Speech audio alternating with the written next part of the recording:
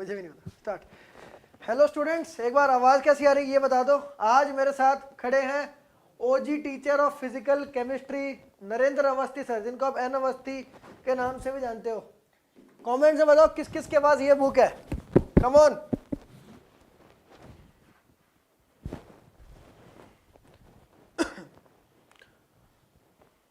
आ गए, यस आवाज़ आ गई ना, बस ओके, एक नंबर, एक नंबर।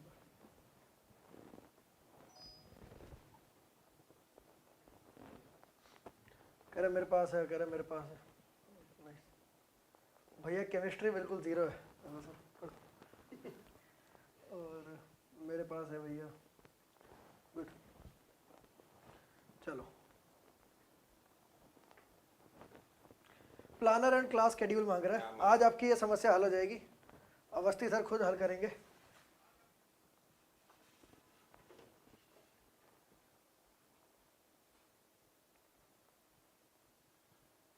चलो आ जाओ। तो मेरे साथ है Narendra Awasthi sir, N Awasthi sir के नाम से आप जानते हैं इनको। इन्होंने AIR 1, AIR 1, 2, 3, 4 से लेकर 10 तक मल्टीपल टाइम्स पढ़ाए हैं। एन अवस्थी बुक के ऑथर है और को फाउंडर डायरेक्टर हैं वाइब्रेंट एकेडमी के, और इनको 24 साल हो गए आज पढ़ाते हुए जेई के लिए। और यह इनका जो मतलब अंदाज़ है पढ़ाने का बहुत लोग जानते हैं, और बाकी जान जाएंगे ये ओजी टीचर कैसे पढ़ाते हैं। तो ठीक है, आप सर आप भी कुछ बोलिए, बच्चे बात करेंगे आपसे। लो स्लाइड चेंज करें, नहीं एक बार आप बोलो।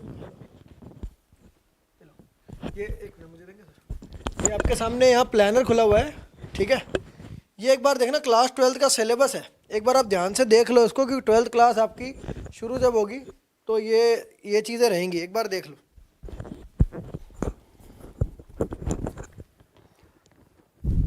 Hello dear students, good evening.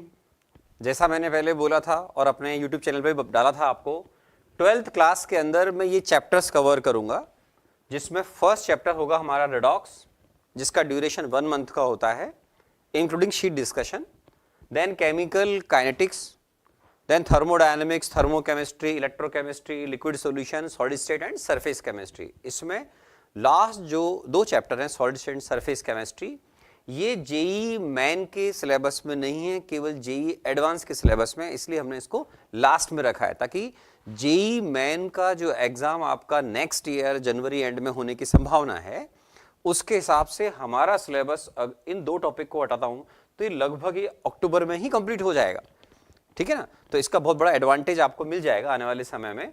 और हम ये जो सारा सिलेबस है फिजिकल केमिस्ट्री का जो हमने डिज़ाइन किया है आपके लिए, उसके हिसाब से नवंबर में आराम से फिनिश हो जाएगा। Don't worry, be happy. उसमें दीपावली का ब्रेक भी आएगा और छोटे मोटे ऑफ भी आते हैं इसमें, है। सो डोंट वरी, टाइम पर अपना सिलेबस कवर हो जाएगा। कुछ क्वेश्चन है सर मेरे। हाँ प्लीज़ सर, जैसे आप एक चीज़ मैं देख रहा था यहाँ पे रेडॉक्स है एनसीईआरटी में, ये एक बार दिखाएंगे सर। ये भी एक पेन देंगे सर, ये भी 11th में पढ़ाया होता है, मतलब एनसीईआरटी के अंदर देखें तो। और एक चैप्टर यहाँ, ये दोनों भी 11th के अंदर होते हैं। तो आप ये 12th में कराते हैं सर, ऐसा क्या कारण है? हाँ देखो निशांत, इसमें क्या है कि जो स्टूडेंट 11th क्लास में होते हैं, ये आप भी जानते हो 11th क्लास के बच्चे इसको फील भी कर रहे होंगे कि जब उन्होंने 10th पास किया था तो उनकी जो मैच्योरिटी का लेवल है वो अलग था, और 11th क्लास फिनिश होते होते उनकी जो नॉलेज है और उनका जो मैच्योरिटी का लेवल है टूवर्ड स्टडी वो बहुत चेंज हो जाता है ना। ये चैप्टर थर्मोडायनेमिक्स, थर्मोकेमिस्ट्री जो है, specially thermodynamics, is a difficult chapter. इसका जेई एडवांस में जो डेप्थ है वो 0, 1st, 2nd और 3rd ऑफ थर्मोडायनेमिक्स, मतलब थर्मोडायनेमिक्स का जो लेवल है वो बहुत हाई है। IIT जेई एडवांस की बात कर रहा हूं मैं, तो उसकी वजह से इसको हम 11th की जगह 12th में लेते हैं। और फिर एक बात क्या है कि थर्मोडायनेमिक्स से पहले हम 11th में जो केमिकल इक्विलिब्रियम पढ़ लेते हैं, उनको फिर इनसे टच करते हैं। थर्मोडायनेमिक्स का रिलेशन कुछ इलेक्ट्रोकेमिस्ट्री से भी आएगा, लिक्विड सोल्यूशन से भी थोड़ा बहुत आएगा, ठीक है ना। तो thermodynamics is a very important topic, जिसको हम बहुत जल्दी नहीं लेते हैं। और रेडॉक्स को हम लेट क्यों लेते हैं, उसका रीजन बहुत सिंपल है कि बच्चा पहले बहुत मोल कॉन्सेप्ट को अच्छे से स्टडी कर ले, बिकॉज में मोलारिटी वगैरह जो कंसंट्रेशन टर्म आपने पढ़ी हो सब काम आती है यहाँ पर। और रेडॉक्स में जो बच्चा ऑक्सीडेशन नंबर स्टेट वगैरह पढ़ लेता है थोड़ा बहुत इनऑर्गेनिक केमिस्ट्री में एनसीईआरटी से, तो उसका हमें बहुत एडवांटेज मिलता है। और रेडॉक्स का सीधा लिंक केमिकल काइनेटिक्स से आ जाता है कई प्रॉब्लम्स में, सारे नहीं, कई प्रॉब्लम्स में काइनेटिक्स के जो प्रॉब्लम आएंगे उनमें रेडॉक्स का इन्वॉल्वमेंट होता है, इसलिए हम रेडॉक्स के बाद केमिकल काइनेटिक्स रखते हैं, रेडॉक्स को पहले कवर कर लेते हैं।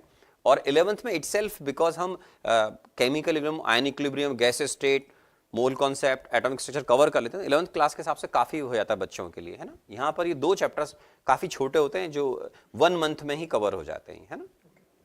सर तो जैसे थर्मो में बहुत मुश्किल क्वेश्चन आते हैं। हाँ, आप अगर IIT JEE का लेवल देखेंगे स्पेशली इन लास्ट 10 ईयर, ठीक है ना, तो उसमें काफ़ी डिफिकल्ट क्वेश्चन आए हैं, अच्छे थ्योरेटिकल भी हैं, और उसके अलावा सब्जेक्टिव प्रॉब्लम जो आते हैं, JEE एडवांस की बात कर रहा हूँ, वो डिफिकल्ट है। क्योंकि देखिए क्या होता है, फिजिक्स बच्चे के मन में, 11th क्लास के बच्चे कहता है फिजिक्स में भी तो थर्मोडायनेमिक्स है, वो बहुत बेसिक लेवल की थर्मोडायनेमिक्स है, मतलब उसमें फर्स्ट लॉ भी ढंग से नहीं है। क्या मतलब है इसका, मतलब एंथैल्पी का भी उसमें कुछ डिटेल नहीं है, एंथैल्पी बेस्ड प्रॉब्लम भी नहीं आते।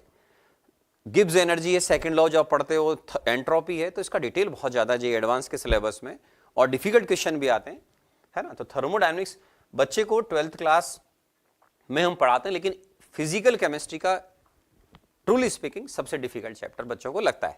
लेकिन मेरे साथ पढ़ोगे तो आई होप कि आपको बहुत मजा आएगा और आपको अच्छा लगेगा। सर ये बताइए कि सिलेबस जैसे ये अपने प्लानर लिखा हुआ है, ये सिलेबस कब तक खत्म हो जाएगा बच्चों के लिए, वो कब तक डेट मान सकते हैं? किस किस को जाननी है भाई डेट, एक बार बता दो। डेफिनेटली कुछ बच्चों के ऊपर रिक्वेस्ट आई थी, पहले मैंने अपनी वीडियो में डाला था कि मैं आराम से दिसंबर में खत्म कर दूंगा, लेकिन मैं बोलता हूं कि नहीं, ऐसे कोई दिक्कत नहीं है, हम रेडॉक्स अभी कवर कर लेंगे। मैं 15 जनवरी से इसको 15 जनवरी से स्टार्ट करने जा रहा हूं, तो ये जो पार्ट है रेडॉक्स हम अभी कवर कर लेंगे और उसके बाद में इनको कवर करेंगे, तो बड़े आराम से नवंबर के अंदर अंदर अपना सिलेबस खत्म हो जाएगा। Don't worry, I will best try कि मैं मिड नवंबर में खत्म कर दूं। ओके, तो हम एक डेडलाइन मान लेते हैं, नवंबर 30 लिख दूं? हाँ, आराम से, इससे पहले पहले डेफिनेटली होगा, बहुत इजीली होगा।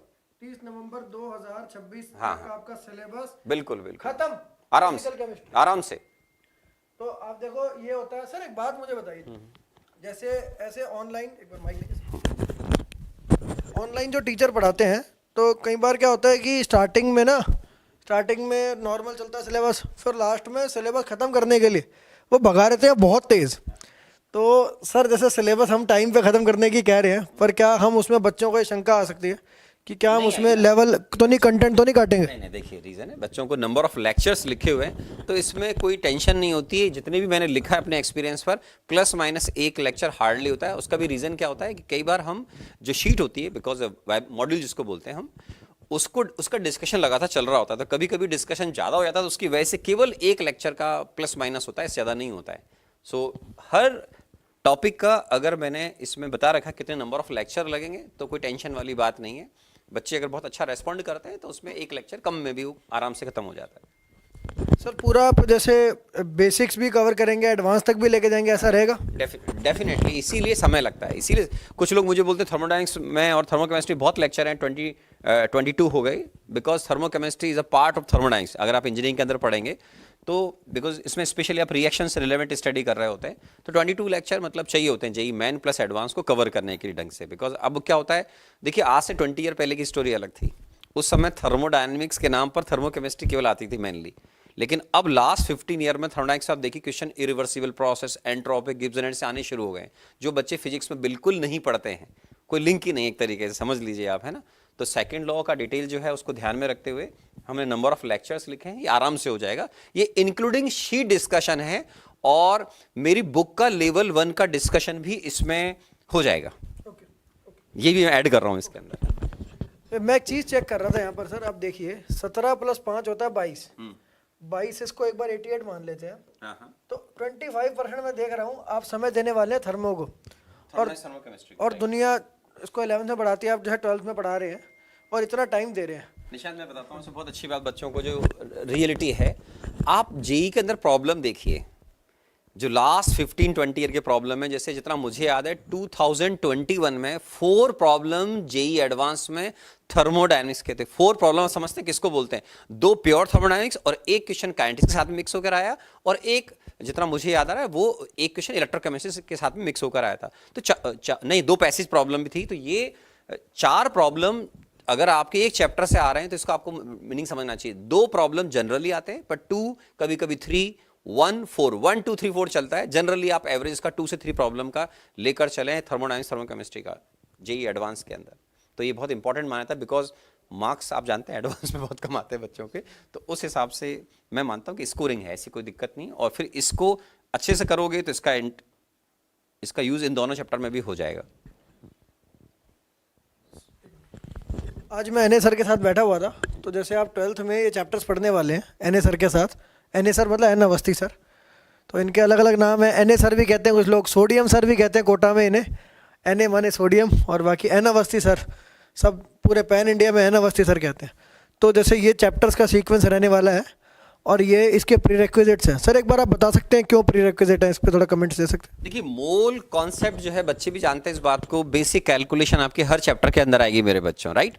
ठीक है ना। तो मोल कॉन्सेप्ट तो आप सब चैप्टर के अंदर रिक्वायरमेंट मान के चलें, इसीलिए हमने वाइब्रेंट एकेडमी के ऐप पर सबसे पहले 11th क्लास के एटॉमिक स्ट्रक्चर के लेक्चर्स रिकॉर्डेड सारे डाल दिए, ताकि जिन बच्चों के कॉन्सेप्ट वीक रह गए हैं या जो रिवीजन प्रॉपर करना चाहते हैं दोबारा से, वो आराम से करें, कोई टेंशन नहीं है उसके अंदर, ठीक है ना। तो मोल कॉन्सेप्ट तो मैंने सब जगह नहीं लिखा है बिकॉज वो बहुत ज़्यादा हैवी हो जाता है, लेकिन मोल कॉन्सेप्ट चाहिए ही चाहिए। केमिकल काइनेटिक्स में कुछ प्रॉब्लम्स में आपको रेडॉक्स की नॉलेज होनी चाहिए। जी एडवांस में से क्वेश्चन भी आ चुका है जो रेडॉक्स प्लस काइनेटिक्स पर बेस्ड है, तो इसकी अपनी एक रिक्वायरमेंट है। ऑफकोर्स सारे प्रॉब्लम में यूज नहीं होगा, लेकिन फ्यू प्रॉब्लम्स में काम आएगा। रियल गैसेस बेसिकली थर्मोडायनामिक्स जो है उसके अंदर कुछ क्वेश्चन में ऐसा होता है जैसे वॉन डेर वाल इक्वेशन लगे बर्डन कैलकुलेट करने में, एंथैल्पी आप कैलकुलेट कर रहे हैं, उसमें रियल गैस को लेकर प्रॉब्लम आ गया, ठीक है ना। इरिवर्सिबल प्रोसेस में आपकी रियल गैस का कोई प्रॉब्लम आ गया, तो उसको ध्यान में रखते हुए थोड़ा आप रियल गैस जरूर पढ़ लीजिएगा। मैं उसके भी लेक्चर अपलोड करवा दूंगा, डोंट वरी, है ना। इलेक्ट्रोकेमिस्ट्री में तो ये, अगर मैं बिफोर 10 ईयर बात करूं तो थर्मोडायनेमिक्स एक टाइम ऐसा था जब थर्मोडायनेमिक्स की बजाय इलेक्ट्रोकेमिस्ट्री प्रॉब्लम ज़्यादा आते थे। इसका भी एवरेज आप अगर देखेंगे लास्ट 15 से 20 ईयर का, तो 2 का एवरेज आराम से आ जाता है, ठीक है ना। तो इसमें आपको थर्मोडायनेमिक्स का बेसिक नॉलेज, रेडॉक्स का नॉलेज या आयनिक इक्विलिब्रियम का कॉन्सेप्ट, इसमें जो बेसिक कॉन्सेप्ट्स हैं वो आने चाहिए, है ना, ठीक है ना। तो इलेक्ट्रोकेमिस्ट्री आने से पहले आपको अगर ये चैप्टर आते हैं तो इसके अंदर आपकी ग्रिप बहुत आसानी से आएगी। फिजिकल केमिस्ट्री के सबसे 2 इंपॉर्टेंट चैप्टर जेई एडवांस के हिसाब से जो माने जाते हैं वो थे थर्मोडायनेमिक्स एंड इलेक्ट्रोकेमिस्ट्री, ठीक है, इसको ध्यान रखिएगा। लिक्विड सॉल्यूशन एक ऐसा चैप्टर है जिसमें आपको मोल कॉन्सेप्ट तो मैंने कहा हर जगह काम आता है, वो तो इसके अलावा बहुत थोड़ा सा थर्मोडायनेमिक्स का बेसिक नॉलेज वो तो हर जगह आ जाता है। कई बार सॉलिड स्टेट में केवल मोल कॉन्सेप्ट आना चाहिए। सरफेस केमिस्ट्री में बहुत थोड़ी सी जगह पर, लाइक एड्जॉर्प्शन में, इसको डेल्टा जी या डेल्टा एस से हम कैसे समझेंगे थर्मोडायनेमिक्स के अंदर, या थर्मोडायनेमिक्स का, सॉरी ऐसा बोलूँगा, सरफेस केमिस्ट्री में जो रोल है वो किस तरीके से हम स्पॉन्टेनियस प्रोसेस को प्रिडिक्ट कर लेते हैं, एड्जॉर्प्शन वगैरह में काम आता है। बट बहुत बेसिक नॉलेज है, वो मैं क्लास के अंदर ही कवर करूँगा, तो किसी भी स्टूडेंट को कोई भी टेंशन, कुछ भी टेंशन करने की ज़रूरत नहीं है ना। जैसा कि मैं यहाँ देख पा रहा हूँ, यहाँ जहाँ तक प्रीरेक्विजिट्स की बात है, एक बड़ा अच्छा पैटर्न यहाँ पे दिखाई दे रहा है। देखो, अगर आप देखोगे थर्मोडायनेमिक्स की बात करें तो वो तो सर आपको पढ़ाई देंगे 12th में, तो ये कोई इशू नहीं है, कम रिक्वायरमेंट है भी तो सर पढ़ाई देंगे तो कोई इशू नहीं है। फिर तो इससे पहले हो चुका होगा, तो ये भी इशू नहीं है। मैं दूसरे पेन से यहाँ पे रेड पेन से बना लेता हूँ, ठीक है। फिर बात करें अगर रेडॉक्स की, अगेन रेडॉक्स सर पहले ही पढ़ा चुके होंगे। थर्मो यहाँ से हट गया, थर्मो यहाँ से हट गया, और रेडॉक्स भी पहले पढ़ा चुके होंगे। और आयनिक इक्विलिब्रियम और मोल कॉन्सेप्ट 11th में कवर हो गया है, ठीक है। तो मैं सर एक बात, ये भी 11th में कवर हो गया, रियल गैस।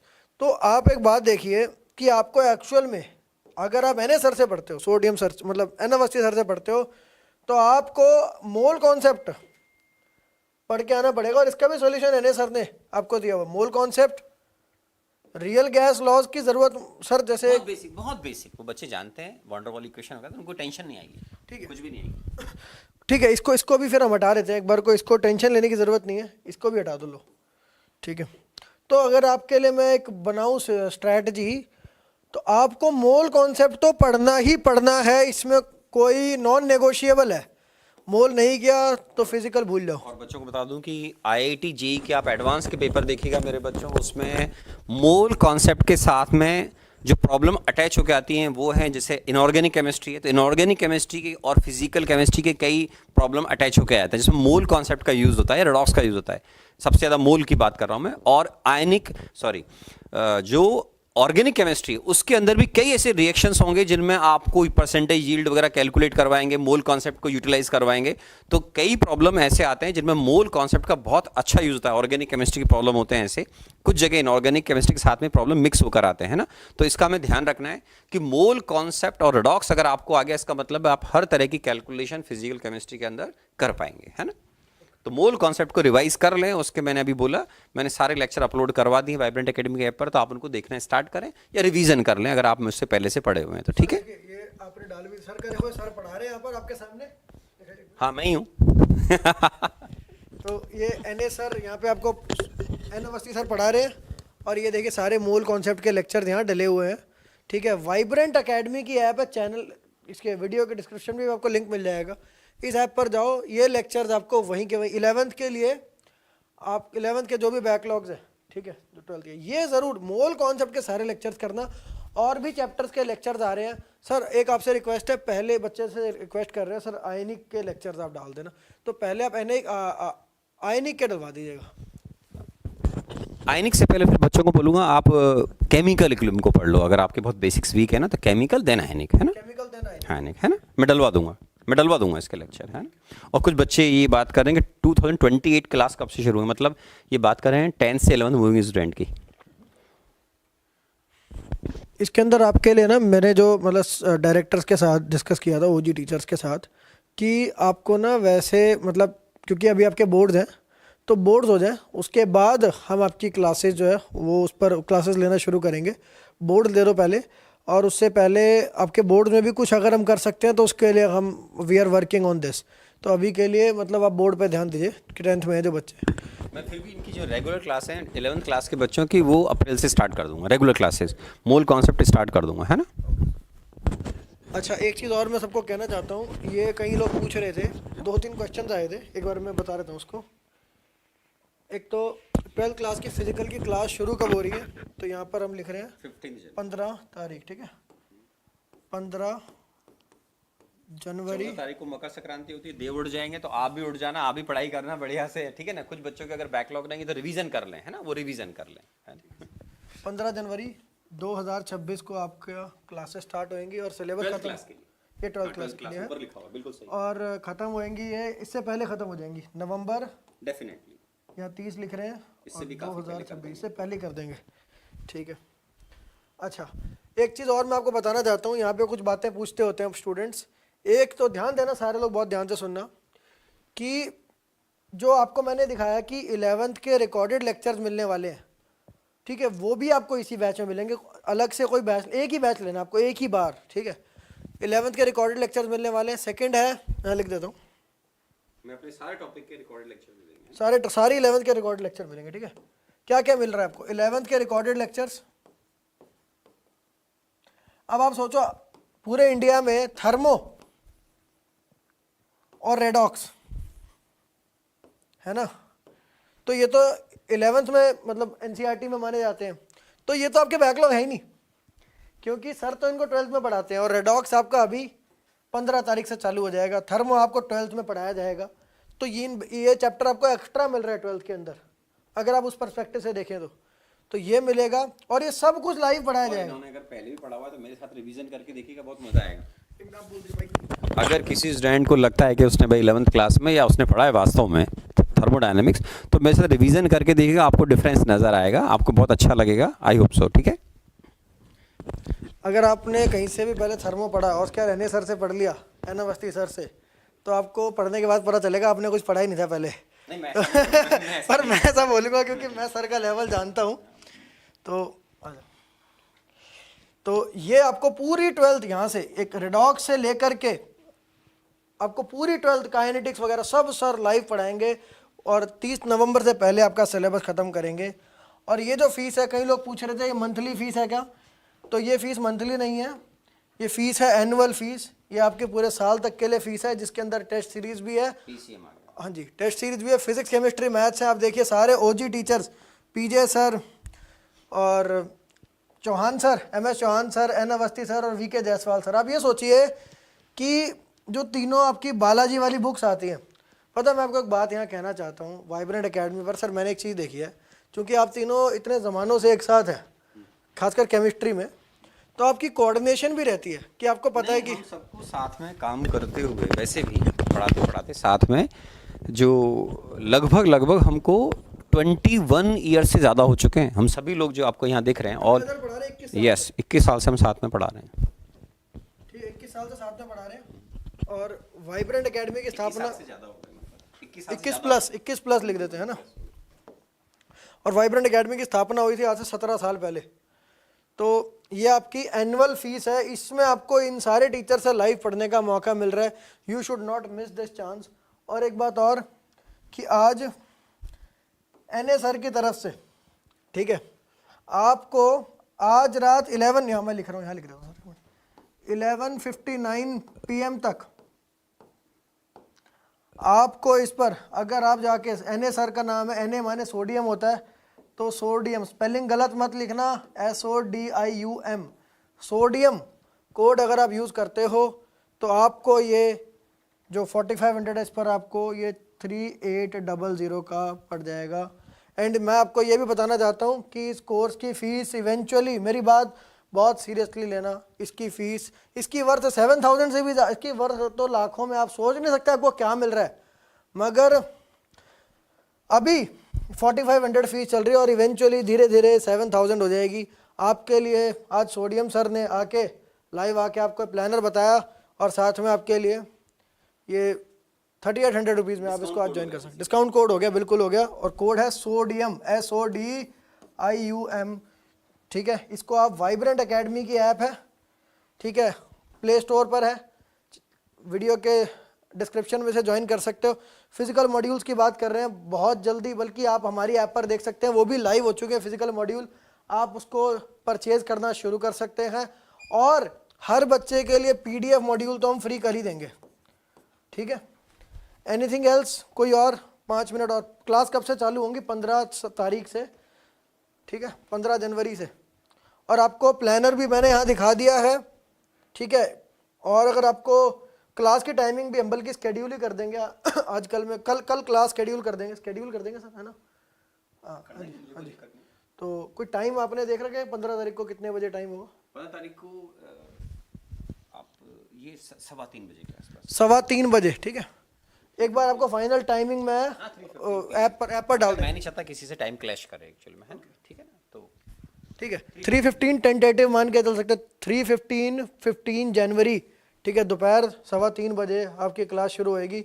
ये आपका प्लानर है पूरा, फिजिकल केमिस्ट्री ऐसे चलेगी। और ऐसी ऑर्गेनिक इनऑर्गेनिक का भी अगर आप चाहते हो तो मुझे कमेंट्स में बताना, ठीक है।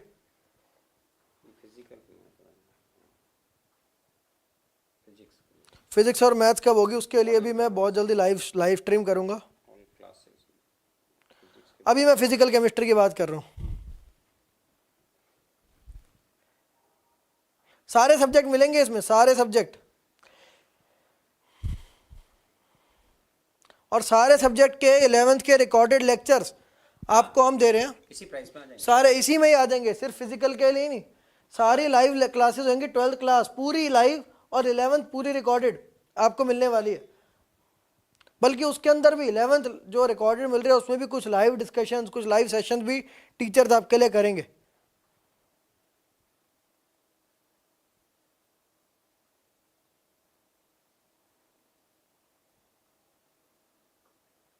में 28 के लिए भी बहुत जल्दी करेंगे। मेंटरशिप सब पूछ रहे हैं बच्चे, हाँ ठीक। 2028 के लिए बता देना, अपने अप्रैल से इनकी रेगुलर क्लास स्टार्ट कर, हाँ, अप्रैल से रेगुलर क्लास चालू होंगी। बाकी अभी भी मैं कुछ सोचता हूँ आपके लिए क्या कर सकते हैं, पर अभी आप अर्ली ज्वाइन करते हैं तो आज फीस बड़ी कम है, आज आप ज्वाइन कर सकते हैं इसको ऐप से ही। सर फिजिकल मॉड्यूल और 12th क्लास ओनली? हाँ, आ जाएंगे, 12th और 11th के अलग अलग आएंगे, बिल्कुल आएंगे। AIR 100 के लिए मिशन AIR 100। तो AIR 100 मैं आपको एक बात बता देता हूँ, AIR 100 कोई बहुत डिफ़िकल्ट नहीं है। यहाँ से अगर आप ध्यान दोगे ना, मैं आपको एक बात कह रहा हूँ, देखो मैंने पहले भी बताया था, जो अपनी क्लासेस में पहला सेशन लिया था सर मैंने, जो अपने बैच में ना, उसमें बताया था। देखो इधर ध्यान देना, सबको बता रहा हूँ ये बात, ये पेड बैच में जो मैंने बात बताई थी, ध्यान देना और ज्वाइन कर देना। इसके बाद देखो आपको क्या क्या चाहिए। एक आपको चाहिए लेवल, एक कंप्लीट करना है आपको सिलेबस, एक हो गया प्रॉब्लम सॉल्विंग,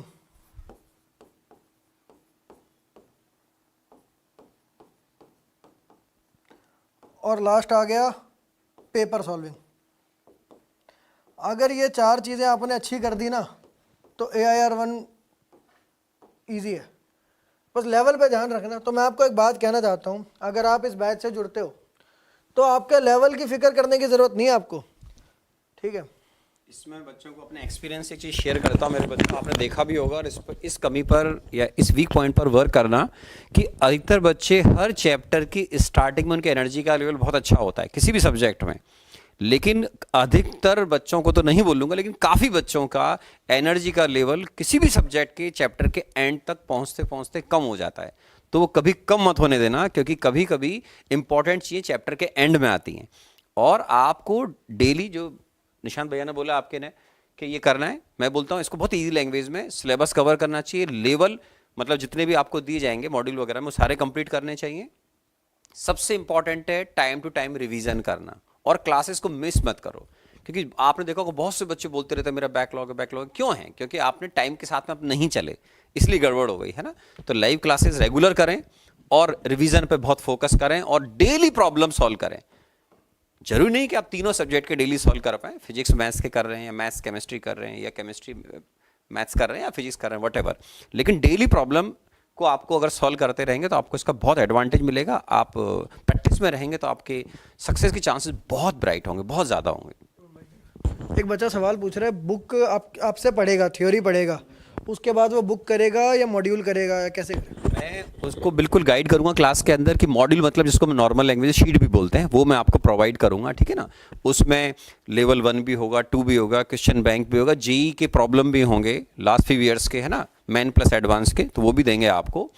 और मेरी बुक का मैं क्लास के अंदर डिस्कशन करता हूँ लेवल 1 का, वहाँ तक बच्चा काफ़ी मैच्योर्ड हो जाता है और उसको हम बच्चों को टाइम टाइम बता देंगे, आप यहाँ से यहाँ तक प्रॉब्लम कर लीजिए, इतने देर प्रॉब्लम करते जाइए, तो उसका अपन एक डिस्ट्रीब्यूशन कर देंगे। लेकिन ये सब चीज़ें तब अच्छी लगती हैं आप पूरा प्रॉपर इंटरेस्ट लें, है ना। तो हमें आपके लिए बुक प्लस मॉड्यूल दोनों का डिस्कशन कैसे करना है मैं आपको बता दूंगा, और आगे के लिए भी गाइड कर दूंगा बुक को आप कैसे जेई एडवांस तक अच्छे से यूज़ करेंगे। वो सब क्लासेस के अंदर डेफिनेटली डिटेल में आपको मैं बताऊंगा। तो सर क्या आप हर क्लास में बता देंगे कि ये प्रॉब्लम्स बुक से करना, ये प्रॉब्लम्स आप मॉड्यूल से करना, ऐसा? ओके, इस तरह से बता देंगे। और सर क्या बच्चों को रेगुलर प्रॉब्लम्स आप हर क्लास में देंगे? इनिशियली जब चैप्टर स्टार्ट होता है तो आप जानते हैं कि प्रॉब्लम आप दे ही नहीं सकते, बिकॉज शुरुआत में थ्योरी थोड़ी ज़्यादा होती है। बेस एक बार बेसिक लेवल बन जाए उसके अंदर, ये लगभग 2 वीक के अंदर बन जाता है आराम से, है ना। तो उसके बाद फिर अपन प्रॉब्लम सॉल्व करना रेगुलर स्टार्ट कर देते हैं। रेगुलर आपको होमवर्क मिलना स्टार्ट हो जाएगा, टाइम टू टाइम, बुक के अंदर से भी और शीट के अंदर से भी, है ना, ठीक है ना। या डीपीपी की फॉर्म में दे देंगे तो वो आपको बहुत अच्छा लगेगा, है ना।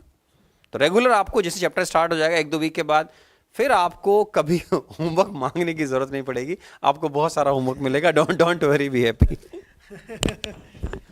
एक मैं AR100 पर कमेंट कर रहा था कि प्रॉब्लम सॉल्विंग के लिए मैंने आपको वाइब्रेंट के मॉड्यूल्स, आप सब मेरी बात मान के अभी जाके वाइब्रेंट की ऐप डाउनलोड कर लो, ठीक है। आज भी वहाँ पे मैं कुछ मॉड्यूल्स अपलोड करवाऊंगा और इवेंचुअली सारे मॉड्यूल्स अपलोड करवा दूंगा। एक्चुअली क्या है सर, एक तो मॉड्यूल्स को अपडेट कर रहे हैं, थोड़े चेंजेस कर रहे हैं मॉड्यूल के अंदर। इनफैक्ट सर आप बताएंगे अपनी बुक के अंदर भी आप बहुत चेंजेस करते हैं, थोड़ा इस बारे में बताएंगे बच्चों को? इसमें देखो क्या होता है, जेई मेन और एडवांस, मुझे जेई मेन प्लस एडवांस अभी बुक के अंदर जिस तरीके से मैंने डिज़ाइन कर रखा है उसमें एक एक्सरसाइज है एक्सरसाइज नंबर 2, एक है 3 और 4। तो 4 ऐसी एक्सरसाइज है जिसमें मेन प्लस एडवांस को मैंने कंबाइन कर रखा है, बिकॉज सब्जेक्टिव प्रॉब्लम वो भी डेसिमल के अप टू 2 प्लेसेस तक आते हैं ना।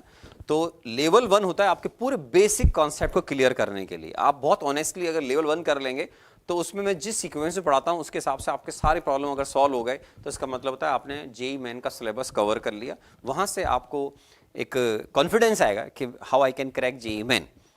फिर जेई एडवांस क्रैक करने के लिए देखो चारों एक्सरसाइज आनी चाहिए, 1 2 3 4 आनी चाहिए। लेकिन जेई मेन में बहुत अच्छी रैंक लाने के लिए हाल फिलहाल जिस तरह का एडिशन मैंने डिजाइन करा है लेवल 1 और लेवल 4, बिकॉज जेई मेन में कभी कभी कुछ चैप्टर से डिफिकल्ट प्रॉब्लम आ जाती हैं, तो उस रिस्क को कवर करने के हम लेवल 4 सॉल्व करेंगे। तो 1 and 4 for JEE Main advance के लिए चारों एक्सरसाइज हैं, बट जे एडवांस के लिए स्पेशल डिजाइन जो एक्सरसाइज हैं वो 2 और 3 हैं, है ना, इसका ध्यान रखें, है ना, 2, 3 एंड 4।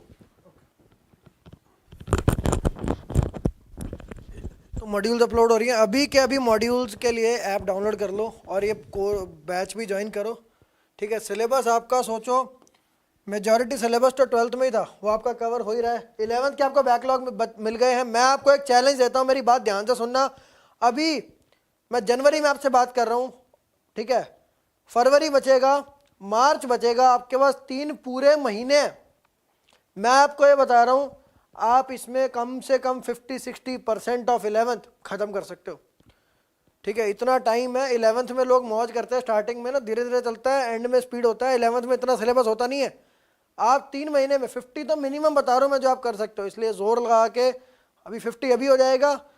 फिर तो अब 11th को अगर मैं बोलूँ 40% होता है और 12th होती है 60। अब ये 12th तो आपने 60 एज इट इज़ कर ही ली। अगर आप पूरा ढंग से पढ़ते हो, लाइव लेक्चर रेगुलर अटेंड करते हो, DPP करते हो, और इस लेवल की, ठीक है, एडवांस लेवल, मेंस लेवल सारा, ठीक है, और ये 40% मान लो इसका आपने 60% कर दिया तो ये हो गया 24, तो 84% तो आपका ये हो ही गया। और उसके बाद आप मतलब जो लास्ट का टाइम बचता है उसमें बहुत स्पीड बढ़ जाती है आपकी, उसमें और भी कवर हो जाएगा। आपको 90% भी हो गया ना, तो IIT कन्फर्म है। मेरे जो है ना JEE एडवांस में सिर्फ 60% नंबर थे और मेरी रैंक आई थी 247, ठीक है। तो JEE के अंदर मेरा तो ऐसी 90-95% सिलेबस ही कंप्लीट होगा मेरा खुद का, पूरा करने की। जो जिनका बिल्कुल ज़ीरो मैं उनकी बात कर रहा हूँ, कुछ तो किया भी होगा, पर जिनका बिल्कुल ज़ीरो उनके लिए भी आज पॉसिबल है, तो ध्यान रखना, ठीक है। और पेपर सॉल्विंग आपको यहाँ टेस्ट्स भी मिलेंगे सर। टेस्टिंग वगैरह अपनी जो है, जैसी एक बच्चे यहाँ पूछ भी रहे थे कि जो मॉड्यूल मिलेंगे क्या वो ऑफलाइन वाले मॉड्यूल मिलेंगे या कुछ अलग से बनाएंगे, जैसे ऑनलाइन के लिए कुछ कोचिंग हल्का मॉड्यूल बना देती है? नहीं, अपने ऑफलाइन में जो मॉड्यूल मिलते हैं वो ही आपको JEE में मिलेंगे। आपको हम उसमें चेंजेस करते हैं। चेंजेस का मतलब जैसे लास्ट IIT में कोई प्रॉब्लम आए उनको हम ऐड करते हैं, ठीक है ना। तो अच्छे प्रॉब्लम कम नहीं करते हैं हम, नंबर ऑफ प्रॉब्लम उल्टा इंक्रीज ही करते हैं। तो ऑफलाइन के जो मॉड्यूल हैं जो कुछ बच्चों को काफ़ी डिफिकल्ट भी लगते हैं, कोई बात नहीं, हम उन्हीं को कंटिन्यू करेंगे ऑनलाइन के अंदर, सो डोंट वरी, है ना। नंबर ऑफ प्रॉब्लम्स हम ऐसा नहीं कि उधर 100 करें इधर आपको 80 कर देंगे, नहीं, ऐसा नहीं होता है, ठीक है ना। So don't worry, be happy. बस केवल सिंसियरली पढ़िए। आपके पेरेंट्स आप पर फेथ करते हैं, ध्यान रखिएगा मेरी बात को, आपके पेरेंट्स आप पर फेथ करते हैं कि आप ऑनलाइन में बहुत सिंसियरली पढ़ रहे होंगे, तो उनके फेथ को मेंटेन करें और अपने पेरेंट्स के नाम को रोशन करने की पूरी कोशिश करें। मेरी शुभकामनाएं हमेशा आपके साथ रहेंगी। Thank you for your time sir, thank you for motivating students, ठीक है। सोडियम कोड याद रखना, सोडियम सर की तरफ से, NA सर की तरफ से, और आप आज 11:59 PM तक you can join it at 3800। All the best students. Sir की तरफ से भी सर आप इनको आशीर्वाद दीजिए प्लीज। मेरी शुभकामनाएं, my best wishes for all of you, कि आप लाइफ में बहुत अच्छा करें, बहुत अच्छे इंजीनियरिंग कॉलेज से इंजीनियरिंग कंप्लीट करने के बाद आप जो चाहते हैं वो करें। आपको जॉब करना हो, आपको स्टार्टअप लाना हो, आपको जो भी करना हो, व्हाटएवर, आप जो भी अच्छा सोचें उसमें आपको सक्सेस मिले, ऐसी मेरी आपके लिए बहुत बहुत शुभकामनाएं हैं। Thank you very much. Thank you, ठीक है।